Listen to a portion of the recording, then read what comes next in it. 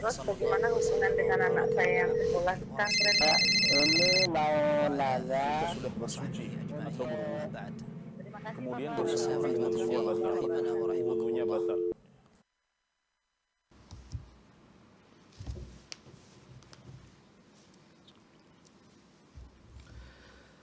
Bismillahirrahmanirrahim. Assalamualaikum warahmatullahi wabarakatuh. Ahlan wa sahlan wa marhaban bikum pemirsa Fatwa TV. Selamat berjumpa kembali dalam program Live Interaktif Konsultasi Islam. Setiap awal pekan, seperti biasa insyaallah kita akan hadir temani Anda selama kurang lebih 1 jam ke depan dalam sebuah program yang diampuh oleh guru kita Ustadz Dr. Musyafa Adarini MA yang merupakan salah seorang tenaga pengajar atau dosen di kampus STD Imam Syafi'i Jember. Alhamdulillah wassalatu wassalamu ala rasulillah wa ala alihi wa sahbihi wa man walah. Allahumma salli wa sallim ala nabiyyina Muhammadin wa ala alihi wa sahbihi ajmain amma ba'd. Ya pemirsa, Anda bisa memanfaatkan program layanan interaktif yang dipersembahkan oleh Fatwa TV. Malam hari ini seperti biasa Anda bisa turut bergabung secara langsung. Line telepon kami nantinya akan buka di jalur 0331, jangan lupa kode area Kota Jember 0331 544 6087. Kemudian Anda juga bisa bertanya via website kami di dewanfatwa.com. Dan malam hari ini kita live dari studio Fatwa TV Jember. Sudah bersama kami di studio Ustadz Dr. Musyafa Adarini. Kita sapa beliau terlebih dahulu. Assalamualaikum Ustadz. Waalaikumsalam warahmatullahi wabarakatuh. Masya Allah, gimana kabarnya Ustadz? Alhamdulillah bkhair. Baik ya Ustadz ya, Alhamdulillah. Ini masih di salah satu dari hari-hari terbaik Ustadz ya? Iya. Alhamdulillah. Ustadz, banyak orang yang ini kan kalau H-2 itu biasanya ada istilah puasa Tarwiyah Ustadz yang saat ini berada di masyarakat Ustadz. Itu hal seperti ini apakah sebenarnya ada dalilnya Ustadz? Kita mengkhususkan dengan nama seperti itu? Iya, kalau nama sebenarnya dari hadis Nabi Shallallahu Alaihi Wasallam tidak ada ya. Hanya saja hakikat puasa tanggal 8 Dzulhijjah ya itu ada. Itu masuk dalam keumuman hadis Nabi Muhammad SAW yang diriwayatkan oleh salah seorang sahabat bahwa Nabi dahulu itu puasa 9 hari pertama bulan Dzulhijjah. Ya. Berarti dari tanggal 1 sampai tanggal 9. Masya Allah. Ya, sehingga tanggal 8-nya pun masuk ini. Ini juga masuk dalam keumuman hadis Nabi SAW, "Ma min ayyamin al-'amalu shalihu fihinna ahabbu ila Allah min hadhil ayyam." Tidak ada hari-hari yang amalan saleh di dalamnya lebih dicintai oleh Allah Subhanahu wa taala daripada amalan yang dilakukan di hari-hari ini. Amalan saleh. Termasuk Ada puasa sunnah. Iya. Termasuk puasa sunnah, puasa tanggal 8 itu. 8. Kemudian Adapun dinamakan yaum puasa tarwiyah istilah itu tersebut. hanya nama saja, tidak ada masalah. Kemudian baiknya harusnya kita meniatkan apa Ustaz? Cukup puasa sunnah gitu Ustaz ya? Tidak Iya, perlu mengkhususkan kita bisa, dengan nama tarwiyah. Iya, kita bisa meniatkannya puasa Dzulhijjah. Ustaz ya. Tidak ada masalah. Nah, Ustaz. Barakallahu fikum ya. Barakallahu. Taib ini semoga meluruskan pemahaman masyarakat. Dan sekali lagi pemirsa Fatwa TV dimanapun Anda semuanya berada, sebelum kita akan bacakan pertanyaan-pertanyaan yang sudah masuk, kita ingin sapa juga beberapa rekan media yang saat ini sudah tersambung dan merilis siaran kami. Di antaranya ada Radio MDFM Probolinggo, kemudian Radio Binbas Yogyakarta, Radio Hang FM Batam, Radio Amuba Pangkal Pinang, Radio Saga FM Sumatera Barat, Radio Gema FM di Bontang, kemudian Al Hikmah FM Banyuwangi, dan juga Tuah FM Riau, serta Mas FM Seragen. Sudah ada beberapa pertanyaan yang masuk, kita akan bacakan sesaat lagi, tapi sebelumnya kita akan dengar satu nasihat pembuka yang akan disampaikan oleh Ustadz Dr. Musyafa Adarini. Tafadhol Ustadz. Bismillahirrahmanirrahim. Alhamdulillahirabbil alamin. Wassalatu wassalamu ala asyrafil anbiya'i wa sayyidil mursalin. Nabiyina Muhammadin wa ala alihi wa sahbihi wa man tabi'ahum bi ihsanin ila yaumiddin. Jemaah sekalian, kaum muslimin dan kaum muslimat rahimani wa rahimakumullah. Termasuk di antara prinsip dalam kehidupan yang disebutkan di dalam Al-Qur'an adalah perbedaan antara laki-laki dan perempuan. Allah Subhanahu wa taala menjelaskan prinsip ini dalam banyak ayat. Di antaranya adalah firman Allah Subhanahu wa taala yang menjelaskan tentang perkataan Imra'atu Imran, ya, istrinya Imran. Disebutkan ketika istrinya Imran melahirkan seorang wanita, anak, ya, wanita, seorang ibu tersebut mengatakan, walaysa dzakaru kal untha. Walaysa dzakaru kal untha. Laki-laki itu tidak seperti perempuan. Kemudian di dalam ayat yang lain Allah Subhanahu wa taala mengatakan walir rijali alaihinna darajah. Kaum laki-laki itu punya derajat yang lebih tinggi daripada kaum perempuan. Ini menunjukkan adanya pembedaan antara laki-laki dan perempuan. Di dalam ayat yang lain Allah Subhanahu wa taala juga berfirman, ar-rijalu qawwamuna 'alan nisa.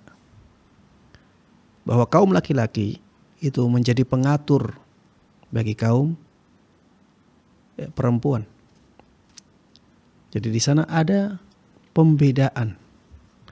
Dan pembedaan di sini jamaah sekalian rahimana wa rahimakumullah, bukan pembedaan yang di dalamnya ada kezaliman. Pembedaan di sini adalah bentuk keadilan Allah Subhanahu wa taala. Jadi karena Allah Subhanahu wa taala tahu adanya perbedaan secara jasmani, secara biologi, secara penciptaan, maka akhirnya Allah Subhanahu wa taala membedakan hukum-hukum yang berkaitan dengan keduanya. Sehingga jangan difahami ya pembedaan ini sebagai tindakan kezaliman. Tidak. Allah Subhanahu wa taala memang membedakan antara laki-laki dan perempuan, tapi pembedaan itu atas dasar keadilan Allah Subhanahu wa taala. Allah Subhanahu wa taala misalnya membedakan hukum antara laki-laki dan perempuan dalam bab waris. Kenapa demikian? Karena memang ada perbedaan antara laki-laki dan perempuan dalam masalah harta. Kalau laki-laki itu hartanya itu selalu berkurang. Selalu berkurang. Seperti misalnya ketika mau menikah, maka laki-laki yang dikurangi hartanya harus bayar mahar. Setelah menikah, laki-laki juga dikurangi hartanya, harus memberikan nafkah. Berbeda dengan kaum wanita. Kaum wanita itu hartanya itu selalu bertambah.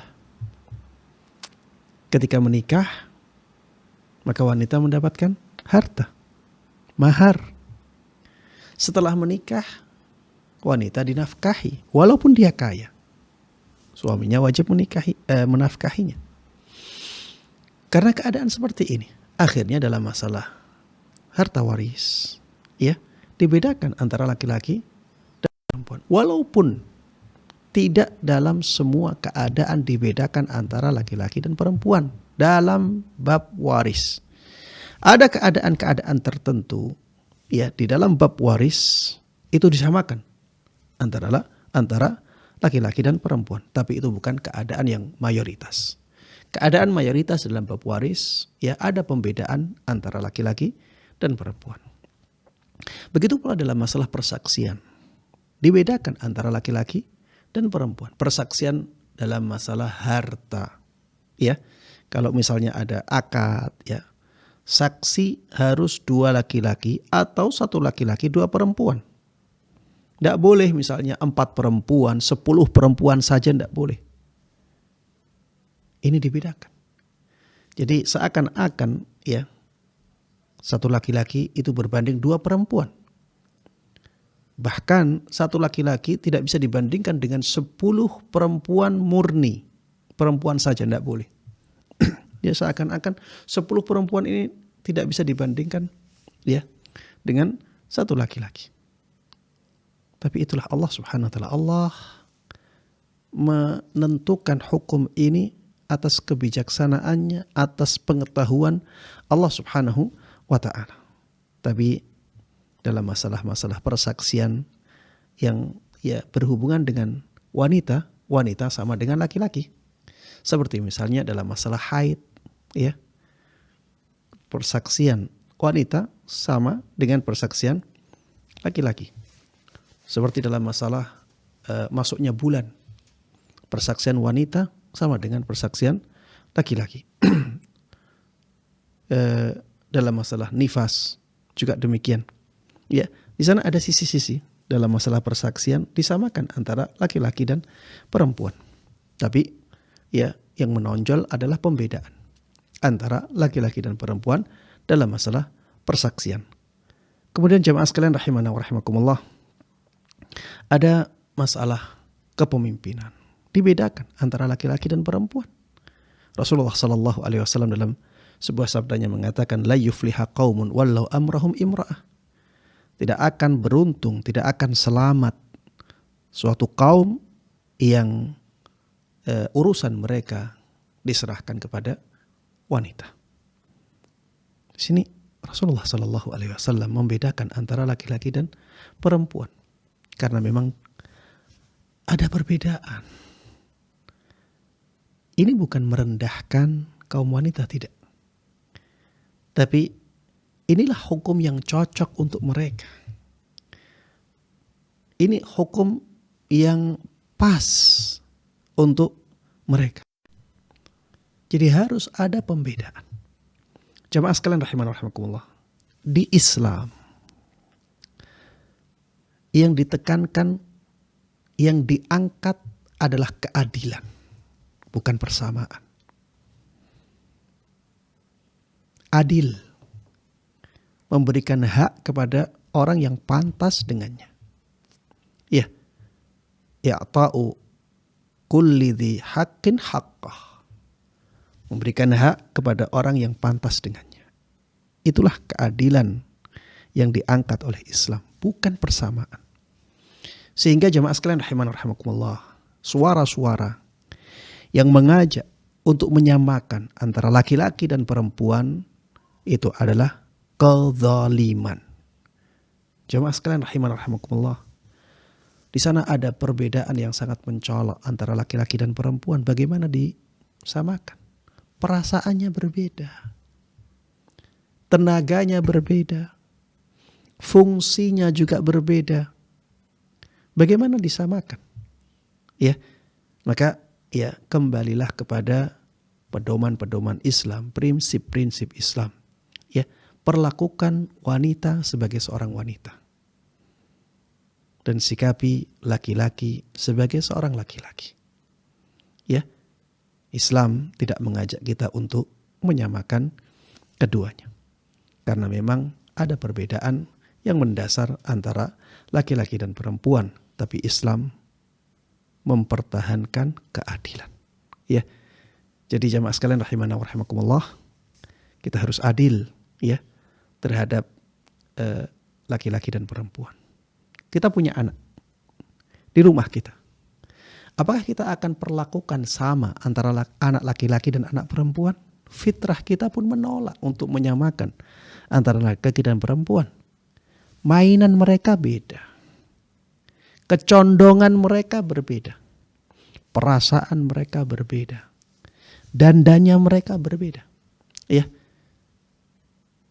Maka kita harus ikuti arahan syariat dalam masalah ini. Ya, adillah dalam memperlakukan wanita, dalam memperlakukan laki-laki. Jangan sampai kita menyamakan di antara keduanya. Adil tidak harus sama. Ya, dan tidak setiap persamaan itu berkeadilan. Baik, demikian yang bisa Anda sampaikan, mudah-mudahan bermanfaat dan Allah berkahi. Amin amin ya rabbal alamin. Wa sallallahu wa sallama wa baraka ala nabiyyina Muhammadin wa ala alihi wa sahbihi wa man tabi'ahum bi ihsan ila yaumiddin walhamdulillahi rabbil alamin. Nah, Ustaz, jazakallahu khairan Ustaz. Terima kasih atas satu nasihat membuka di kesempatan malam hari ini. Baik pemirsa Fatwa TV dan juga penyimak dimanapun Anda semuanya berada, Kesempatan bagi Anda kita akan segera buka. Silakan bagi yang ingin bertanya secara langsung, kita akan prioritaskan bagi penelpon ya 033154460087. Dan pastikan sebelum Anda bergabung Anda bisa mengecilkan volume televisi atau radio Anda terlebih dahulu. Kemudian Anda bisa menyebutkan nama Anda siapa dan asalnya dari mana. Kemudian satu pertanyaan untuk Ustadz ya, singkat, padat dan juga jelas. Nah, kami tunggu dan sambil menantikan penelpon kita juga akan bacakan pertanyaan-pertanyaan Anda yang sudah masuk ke meja redaksi kami yang kami dapatkan melalui website dewanfatwa.com. Kita akan bacakan dulu Ustaz pertanyaan-pertanyaan yang sudah masuk di jalur dewanfatwa.com. Pertanyaan pertama Ustaz dari saudara Fadil Fasya di Makassar. Bismillah Ustadz, izin bertanya, apa hukumnya bekerja di proyek fasilitas umum atau FASUM seperti jalanan, jembatan, dan lain-lain, tetapi dana proyeknya didapatkan dari hasil pajak Ustadz? Ya, jemaah sekalian rahiman rahimakumullah. Kita di sini tidak sedang membicarakan masalah pajak, ya. Pembicaraan masalah pajak itu pembicaraan masalah lain, ya. Pembicaraan kita bagaimana kita menerima gaji yang berasal dari pajak. Tapi pekerjaan kita pekerjaan yang halal, ya. Karena ini membangun fasilitas umum. Ya, tentunya fasilitas umum yang kita bicarakan di sini fasilitas umum yang tidak bertentangan dengan syariat. Kalau memang fasilitas umum tersebut fasilitas umum yang tidak bertentangan dengan syariat, ya, maka pekerjaan kita di sana halal. Dan apabila kita digaji oleh orang yang memerintahkan kita untuk bekerja di sana, maka gaji kita halal. Gaji kita halal. Ustadz, ini misalnya ya, kita kesampingkan dulu masalah pajak. Kalau misalnya orangnya menggunakan uang yang benar-benar haram, seperti misalnya dari hasil jual beli minuman keras, dari hasil riba, dari hasil pekerjaan yang diharamkan, diberikan kepada kita karena kita melakukan pekerjaan yang halal. Apakah gaji tersebut halal? Jawabannya halal. Harta tersebut haram di tangan mereka, tapi di tangan kita menjadi halal karena sebab kepemilikan ke tangan kita adalah sebab yang halal. Ya, jalan harta tersebut sampai ke tangan kita adalah jalan yang halal. Para ulama menyebutkan sebuah kaidah dalam masalah ini. Tabaddulu sababil milki qaimun maqama tabaddulidz dzat. Ya. Perubahan sebab kepemilikan itu seperti perubahan zatnya. Seperti perubahan zatnya. Jadi seakan-akan uang tersebut itu berganti-ganti zatnya. Seakan-akan uang tersebut berganti-ganti zatnya. Ketika sampai ke tangan orang yang menggaji kita dengan cara yang haram, seakan-akan zatnya berubah.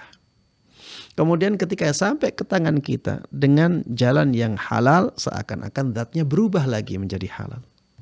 Nanti kalau kita ya belikan sesuatu yang diharamkan, ya minuman keras, atau barang-barang haram yang lainnya, maka di tangan penjual barang yang haram, uang tersebut menjadi haram lagi. Seakan-akan zatnya berubah karena perubahan sebab kepemilikan. Ya intinya sampai ke tangan pekerja, apabila memang pekerjaannya halal, ya untuk sesuatu yang halal, maka gaji tersebut menjadi halal. Wallahu ta'ala alam. Nah, Ustaz, barakallahu fikum. Semoga bermanfaat ya untuk saudara Fadil Fasya di Makassar, Sulawesi Selatan. Kita akan sapa penelpon pertama Fatwa TV yang telah tersambung di jalur 5446087. Baik Fatwa TV, Assalamualaikum. Halo Pak Zainun. Waalaikumsalam warahmatullahi wabarakatuh. Bung Pelu ya di Pak Nggih. Zainun ya. Baik, ya silakan Bapak pertanyaannya satu untuk Ustaz. Pertanyaannya untuk kita di Indonesia, baik pun di Bengkulu di 9 Zulhijjah hari apa jatuhnya Ustaz untuk kita Indonesia? Apa besok apa Rabu? Baik. Penetapan 10 9 Zulhijjah. Oh, 9 Zulhijjahnya. Ya. Baik, ya. Baik, terima kasih Pak Zainul. Assalamualaikum. Waalaikumsalam Waalaikumsalam warahmatullahi wabarakatuh. Iya. Jemaah yang semoga dimuliakan dan dirahmati oleh Allah Subhanahu wa taala, pertanyaan ini termasuk di antara pertanyaan yang paling sering ditanyakan di hari-hari ini. Karena memang adanya perbedaan penentuan awal bulan Dzulhijjah kemarin. Ada yang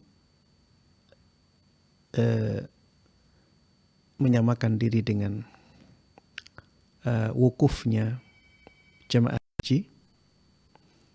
Ada yang mengikuti ru'yat hilalnya negara Indonesia.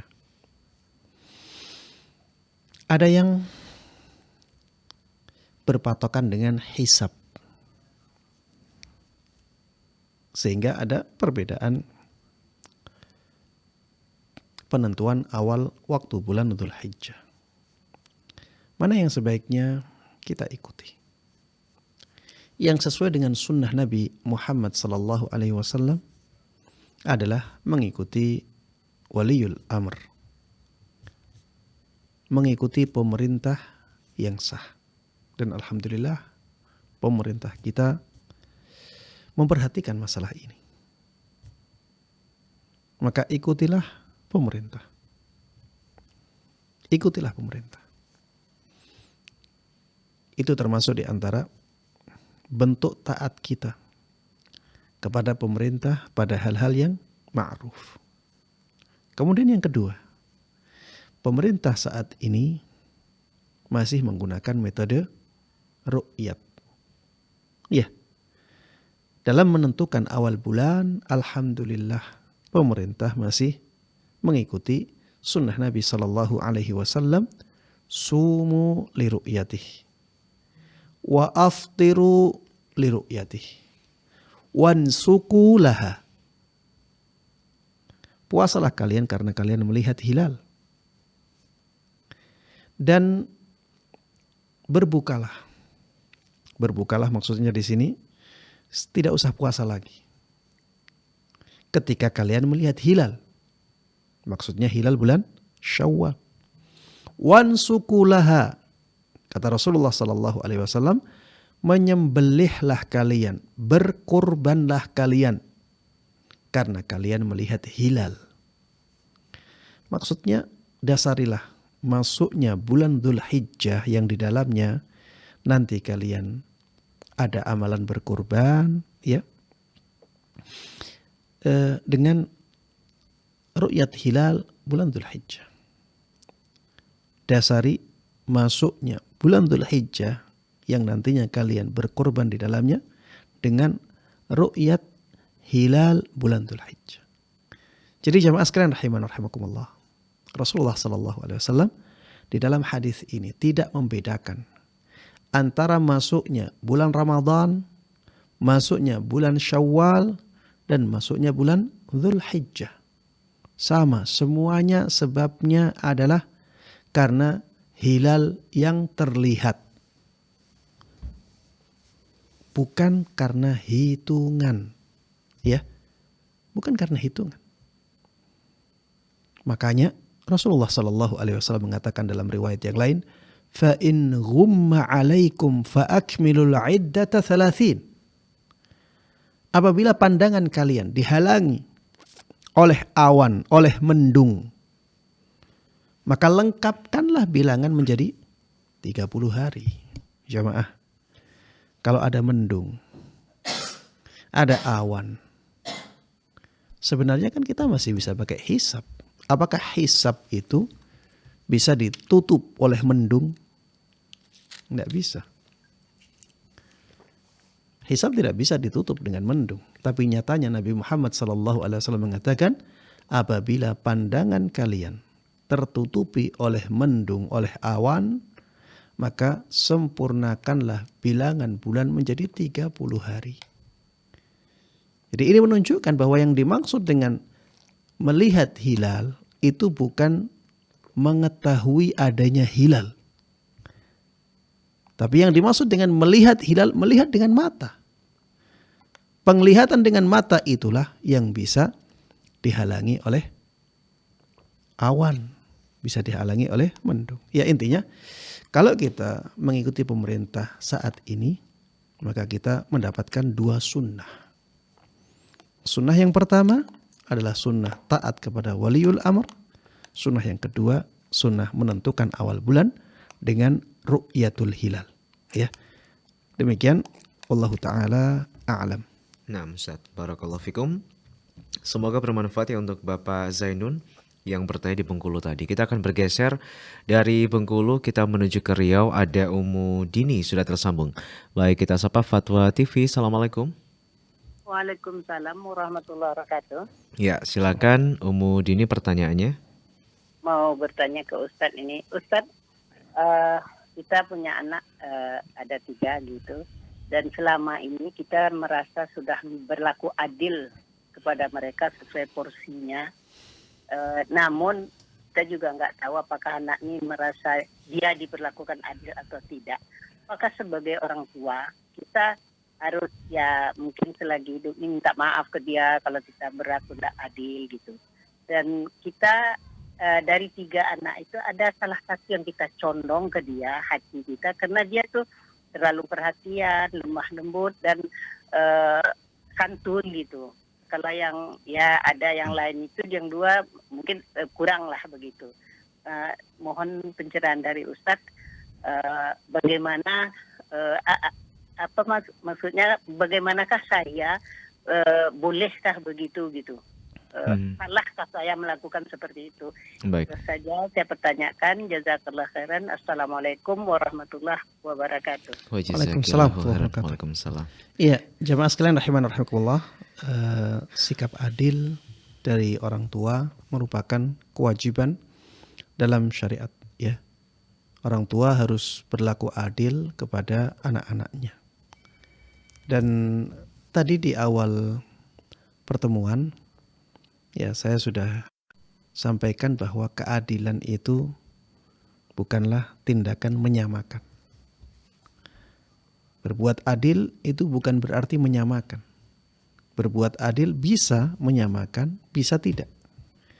Karena definisi dari keadilan adalah i'ta'u kulli dhi haqqin haqqah. Memberikan hak kepada orang yang pantas dengan hak tersebut. Jadi jamaah sekalian rahiman rahimakumullah, kalau kita sudah berusaha untuk mencukupi kebutuhan anak-anak kita sesuai dengan keadaannya masing-masing, maka itu yang menjadi kewajiban kita. Ya, itu yang menjadi kewajiban kita. Itulah bersikap adil. Bisa jadi nanti yang kita berikan berbeda. Ada anak kita misalnya yang berkebutuhan khusus, dia perlu perhatian khusus. Disekolahkan di sekolah yang khusus dengan biaya yang lebih besar. Anak yang normal tidak seperti itu. Biayanya tidak seperti ketika menyekolahkan anak yang berkebutuhan khusus. Anak kecil, uang sakunya tidak sama dengan anak yang besar. Begitu pula jamaah sekalian rahiman rahimakumullah, ketika yang satu ya anaknya dia punya kebutuhan yang lebih, yang satunya mondok, yang satunya tidak mau mondok. Tentunya yang mondok ini ada kebutuhan-kebutuhan yang harus dicukupi oleh orang tuanya, tidak seperti anak yang di rumah. Maka ketika ada pembedaan karena perbedaan keadaan, maka tidak ada masalah. Di sini ya ada keadilan walaupun tidak ada penyamaan. Begitu pula jamaah sekalian rahiman rahimakumullah, ketika anak yang satu dekat dengan orang tua, perhatian kepada orang tua, yang satunya biasa-biasa saja. Akhirnya orang tua ya menjadi lebih perhatian kepada salah satu dari anaknya yang demikian. Orang tua menjadi lebih cinta kepada anak yang demikian. Ini ana melihat sebagai sesuatu yang wajar. Ketidakwajaran terjadi ketika ada pemberian yang tidak wajar. Misalnya karena dia anak yang baik, akhirnya dikasih tanah, yang lain enggak. Tanah ini jemaah sekalian rahimakumullah, harganya bukan sesuatu yang ringan ya.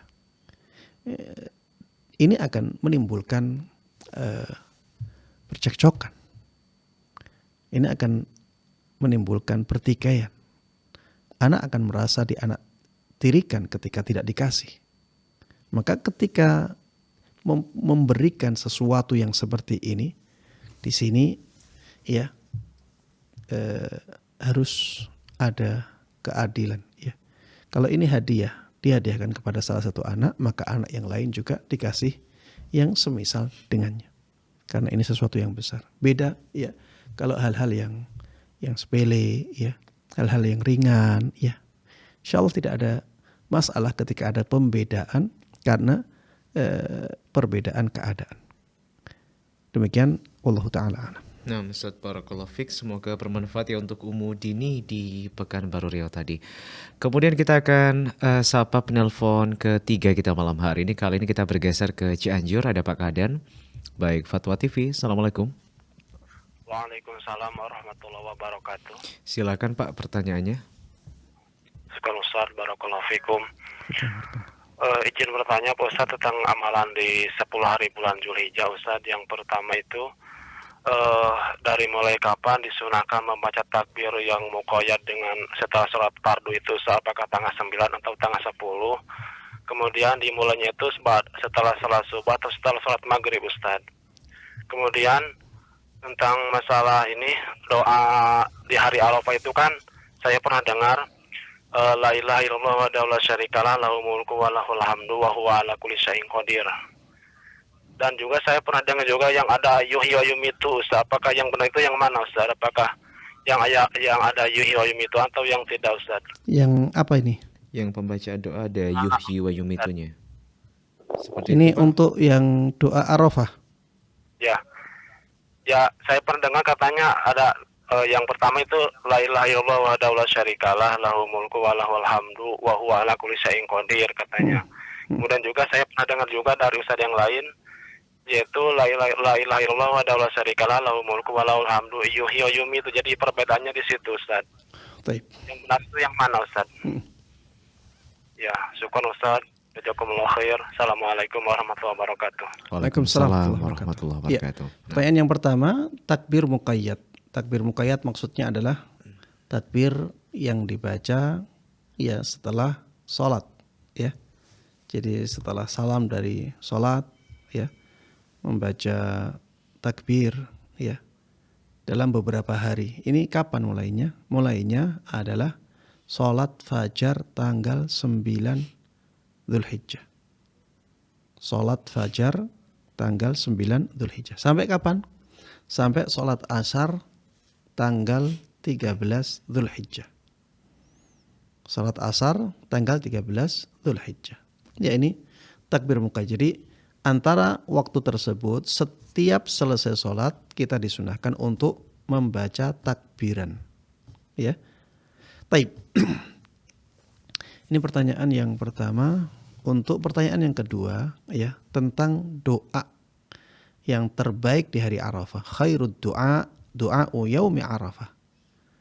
Sebaik-baik doa adalah doa di hari Arafah. Wa khairu ma qultu ana wan nabiyyuna min qabli la ilaha illallah wahdahu la syarikalah lahul mulku wa lahul hamdu wa huwa ala kulli syai'in qadir. Dan zikir yang paling baik yang diucapkan oleh aku dan oleh para nabi sebelumku adalah zikir tahlil ini. La ilaha illallah wahdahu la syarikalah lahul mulku wa lahul hamdu wa huwa ala kulli syai'in qadir. Untuk masalah zikir ini ya yang saya tahu ya tidak ada tambahan yuhyi wa yumit. Yang saya tahu yang untuk zikir yang ini khairu ma qultu ana wan nabiyyuna min qabli la ilaha illallah wahdahu la syarikalah lahul mulku wa lahul hamdu wa ala kulli syai'in qadir. Untuk tambahan yuhyi wa yumit yang saya tahu itu di zikir pagi dan petang. Ya, ada sebagian riwayat yang menjelaskan bahwa di antara zikir pagi dan petang ya adalah zikir la ilaha illallah wahdahu la syarikalah lahul mulku wa lahul hamdu yuhyi wa yumit wa huwa ala kulli syai'in qadir, ya, dibaca 10 kali. Jadi di pagi 10 kali, di sore 10 kali. Yaitu yang ada tambahan yuhyi wa yumitnya. Adapun yang zikir untuk hari Arafah ya, dan juga zikir yang lainnya yang bunyinya la ilaha illallah wahdahu la syarikalah lahul mulku wa lahul hamdu wa ala kulli syai'in qadir, yang saya tahu tidak ada tambahan yuhyi wa yumit ya. Demikian wallahu a'lam. Barakallahu fikum, semoga bermanfaat ya untuk Pak Kadan di Cianjur yang bertanya tadi. Ya baik pemirsa Fatwa TV, kita masih di separuh perjalanan malam hari ini di program live interaktif konsultasi Islam. Kita masih berikan kesempatan bagi siapapun Anda yang ingin bertanya secara langsung, karena kita akan prioritaskan bagi penelpon. Dan jika belum ada telepon, kita baru akan bacakan pertanyaan yang sudah masuk ke meja redaksi. Baik, kita akan kembalikan ke website dewanfatwa.com malam hari ini. Pertanyaan berikutnya dari hamba Allah Ustaz di Medan, Sumatera Utara. Assalamualaikum warahmatullahi wabarakatuh Ustaz. Waalaikumsalam. Ustaz, saya merasa bersalah. Saya dahulunya pernah memberikan suatu barang hadiah. Kemudian suatu saat hadiah tersebut saya ambil atau saya minta kembali. Pertanyaannya Ustaz, apa hukum barang tersebut apabila digunakan untuk bekerja? Apakah hasilnya haram? Karena saya belum tahu keburukan dari meminta hadiah atau barang kembali Ustaz. Taib. Ya, jamaah sekalian rahimana rahimakumullah, memang ada perbedaan pendapat di kalangan para ulama tentang hadiah. Apakah hadiah kalau sudah dikasihkan itu tidak bisa diminta kembali atau masih bisa diminta kembali? Ada sebagian mazhab ya, yang saya ingat mazhab Hanafi. Mazhab Hanafi itu membolehkan seseorang untuk meminta kembali hadiah yang telah dia kasihkan kepada orang lain. Dan kalau dia minta kembali, maka yang dikasih harus memberikannya.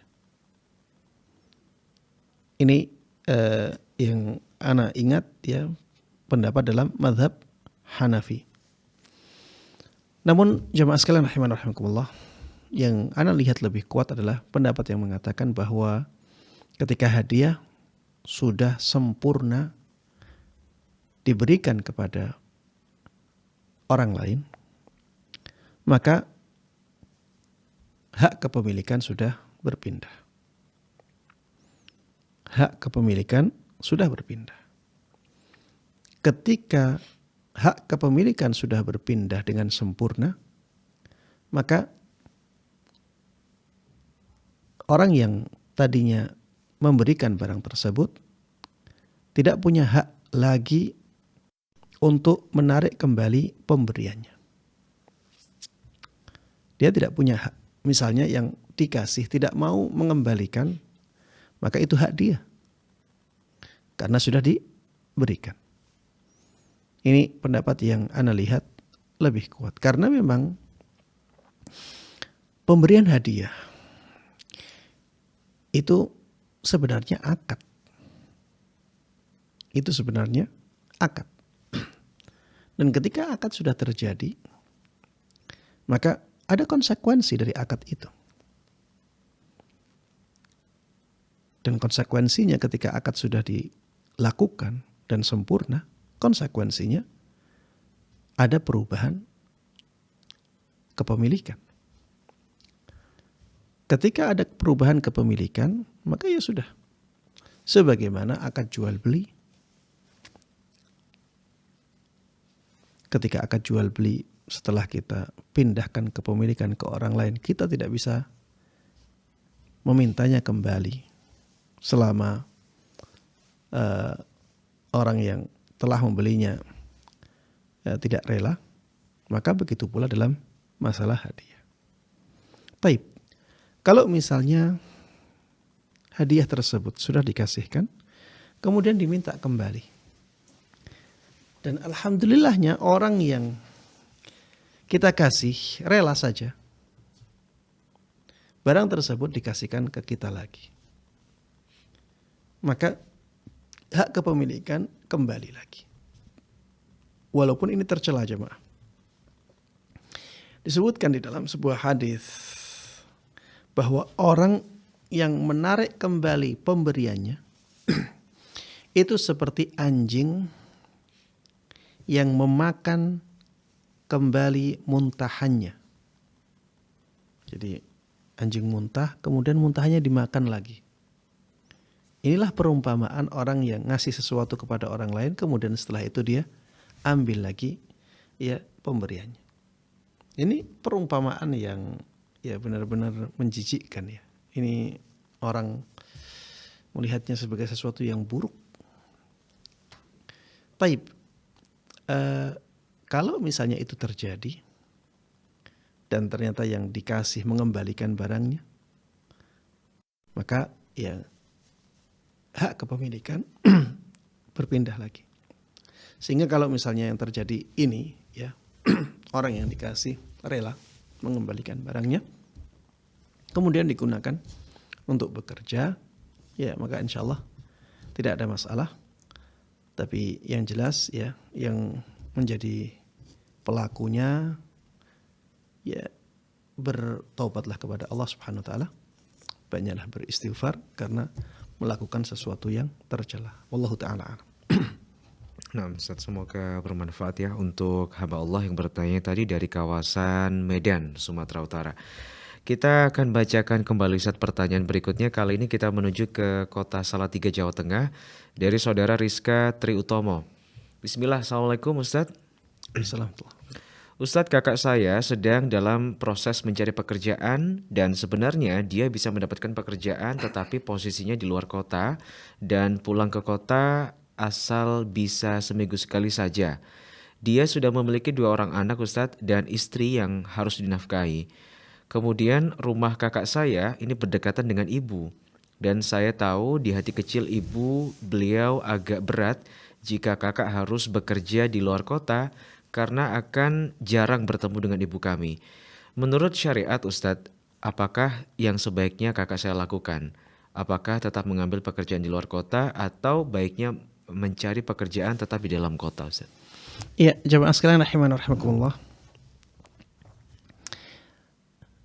Pertanyaan ini harus dikembalikan kepada keadaan orang yang ditanyakan. Kalau keadaannya orang tersebut bisa bekerja di dalam kota dengan hasil yang bisa mencukupi keluarganya, maka lebih baik itu. Lebih baik itu yang menjadi pilihannya. Walaupun hasilnya tidak sebanyak ketika dia bekerja di luar kota atau jauh dari orang tua. Kenapa? Karena sisi berbakti kepada orang tua. Jadi kalau dia bekerja di dalam kota dekat dengan ibunya, di sini ya hati ibu ya tenang, bahagia, anak bisa berkhidmah kepada ibu, ya, dan keluarganya tercukupi. Walaupun ya mungkin tidak bisa lebih-lebih, tapi ini lebih afdal. Karena di sini ya ada al-jam'u bainal husnayain. Mengumpulkan 2 kebaikan di sini. Jadi nafkah tetap tercukupi. Di samping itu ada bakti kepada orang tua. Tapi kalau keadaan yang kedua. Jadi dia kalau bekerja di dalam kota, dia tidak bisa menafkahi anak istrinya. Atau menjadi kurang-kurang. Ya, terbengkalai kehidupan rumah tangga. Tapi kalau dia bekerja di luar kota, dia bisa mencukupi keluarganya. Maka di sini ya, dia disyariatkan ya, atau yang lebih baik bagi dia atau yang menjadi keharusan dia adalah bekerja keluar kota. Karena dia punya kewajiban untuk menafkahi keluarganya. Dan kewajiban ini lebih besar daripada kewajiban membahagiakan orang tua. Karena kalau dia misalnya jauh dari orang tua, itu masih bisa dia lakukan dan bisa juga seperti itu, tapi bukan durhaka. Tapi hati orang tua menjadi kurang bahagia karena anaknya jauh. Tapi kan dia jauhnya karena ada alasan yang syar'i, yaitu mencarikan nafkah istri dan anaknya. Maka alasan ini menjadikan dia dibolehkan untuk hidup jauh dengan orang tuanya.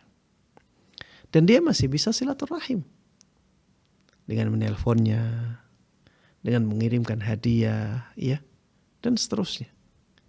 Jadi kalau misalnya memang pekerjaannya di dalam kota itu tidak bisa mencukupi kebutuhan anak istrinya, maka yang menjadi pilihan dalam syariat adalah keluar.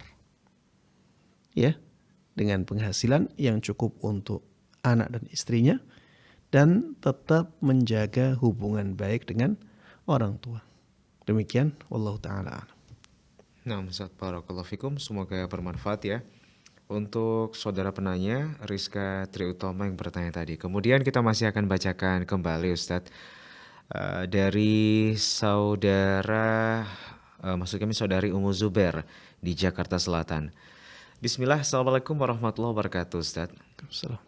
Ustadz, apa hukumnya jual beli online produk aksesoris seperti kalung, gelam, kemudian jam tangan yang sebagian besar bahan utamanya terbuat dari stainless, namun di sebagian kecilnya ada ukiran atau lingkaran yang berlapis emas tapi kadarnya di bawah 20 karat.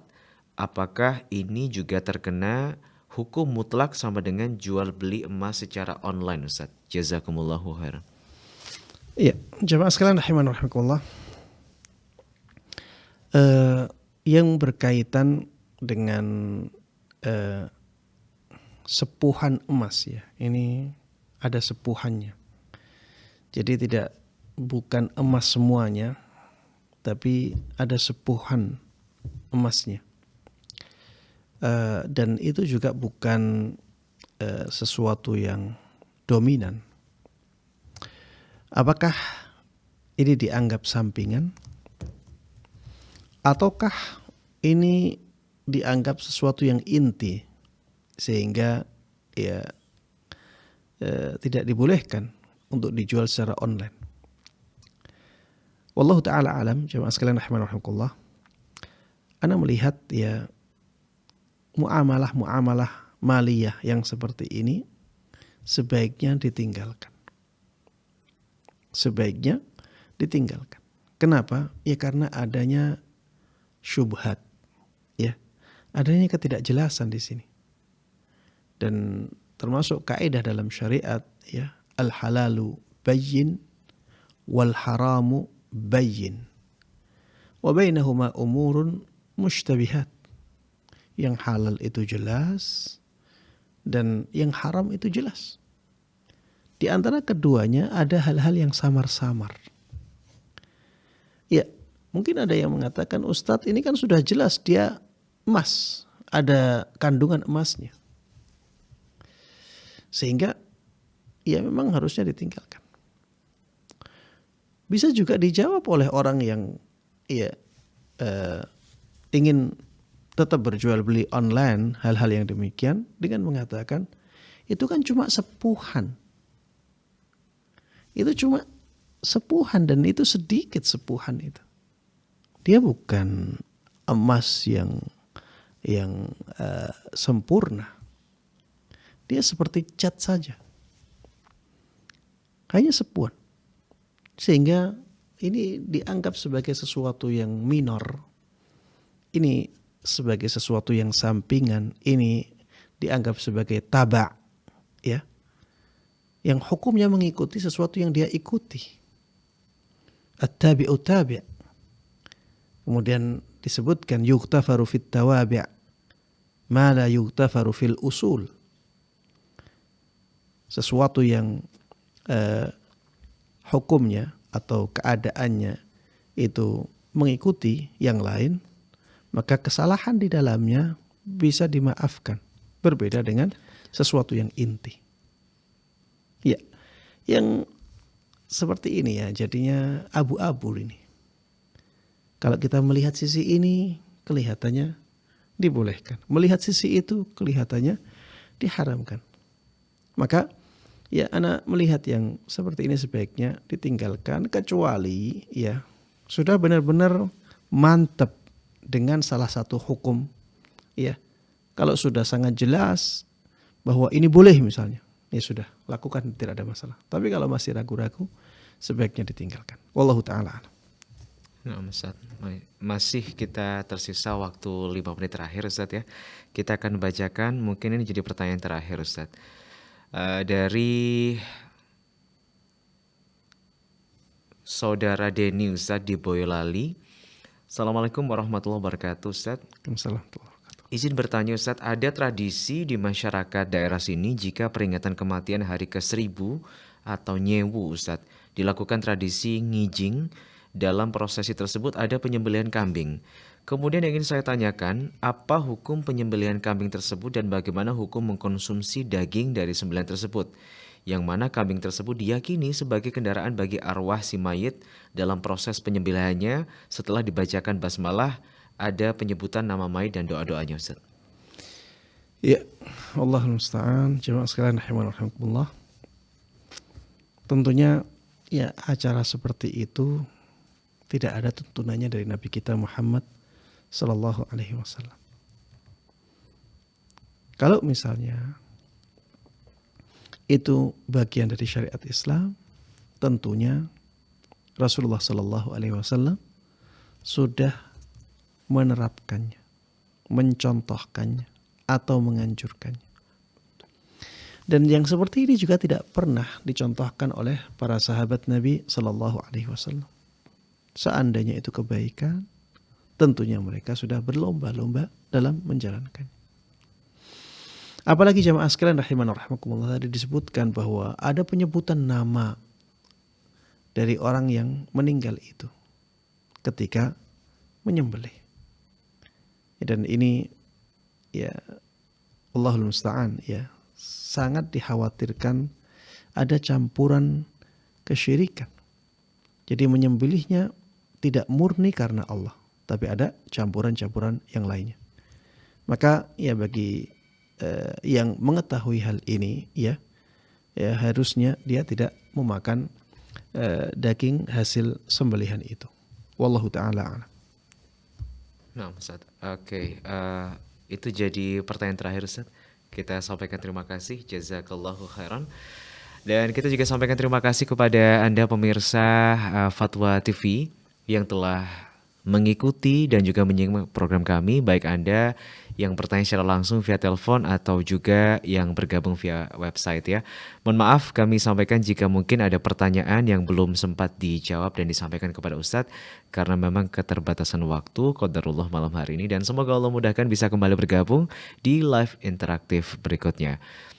Dan jangan lupa pemirsa, Anda bisa simak program-program live interaktif kami dari hari Senin sampai dengan hari Jumat di waktu yang telah dijadwalkan. Informasi berkaitan dengan Dewan Fatwa dan juga Fatwa TV Anda bisa akses di fatwatv.id atau juga di dewanfatwa.com. Dan jangan lupa juga untuk follow akun-akun sosial media terverifikasi kami di Facebook, Instagram, Telegram, Twitter, kemudian official YouTube Fatwa TV.